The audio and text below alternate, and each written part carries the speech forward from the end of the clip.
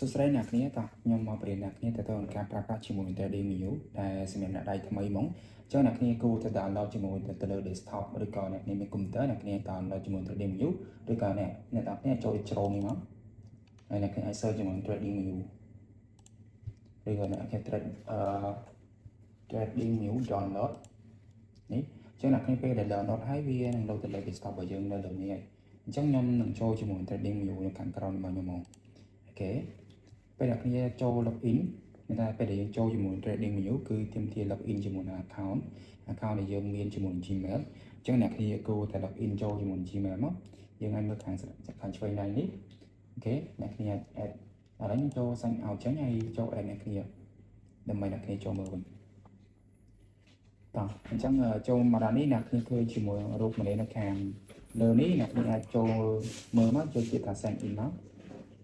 តាមមែនអ្នកគ្នា sign in ជាមួយ browser អូខេអញ្ចឹង click access នេះមួយមក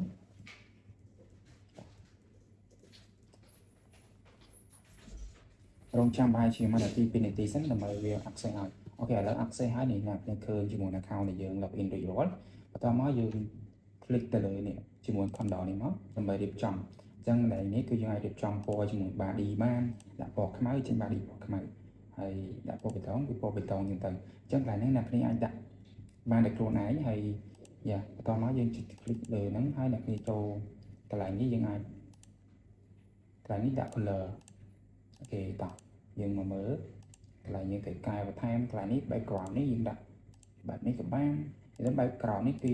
ដូរពណ៌ខ្មៅសតែសម្រាប់យើងយកពណ៌សទៅអញ្ចឹងកន្លែងនេះអាចកែបានហើយកន្លែងក្រោម event ឬក៏ឡាននេះមិនកែទេអ្នកគេអាចមើលបានគឺប៉ុណ្្នឹងគឺសិក្សាបាននេះទៅលើ Trading View បន្តមកកន្លែងនេះtime zone នេះអ្នកគ្នាគួរតែយកជាមួយនឹង time zone របស់ហូជីមីនយើងហូជីមីននេះហូជីមីនហើយអ្នកគ្នាចុចពាក្យ share ទៅប៉ុណ្ណោះបន្តមកតោះយើងប្រើប្រាស់ជាមួយនឹង trend line នៅក្នុងនេះគឺមាន trend line នេះអាចប្រើបានចាប់ជាមួយនឹង big high ចាប់ជាមួយនឹង big low បន្តមកកន្លែងនេះមានពាក្យប្រឡងមិនថាយើងឡងបាយទៅវិញបើសិនតែរបស់នេះធ្វើការល្អយើងដាក់ចាប់យក target វាចំណេញក្រោមនេះគឺ ISL ឬក៏ stop loss បន្តមកកន្លែងនេះគឺ short សម្រាប់ sell យើងចាប់ short sell វិញមកអូខេនេះចឹងកន្លែងនេះគឺ target សម្រាប់យក target យកចំណេញក្រោមនេះគឺខាតបន្តមកបិទនេះយើងអាចគូនៅតំបន់ដែលយើងត្រូវលេងឧទាហរណ៍ថាតំបន់នេះវាជា IG នេះចឹងយើងគូមកយើងអាច save បាន IG ចឹងនៅពេលតំបន់នេះវាមកបុកយក IG តំបន់ដែលខ្វះអ្នកលក់គឺវានឹងធ្លាក់មកក្រោមអញ្ចឹងខ្ញុំនឹង post វីដេអូក្រោយៗទៅខាងទៀតទៅនឹង IG ទៅខាងហ្នឹងអូខេហើយកន្លែងនេះគឺ check សម្រាប់យើងគូយក target អញ្ចឹងណា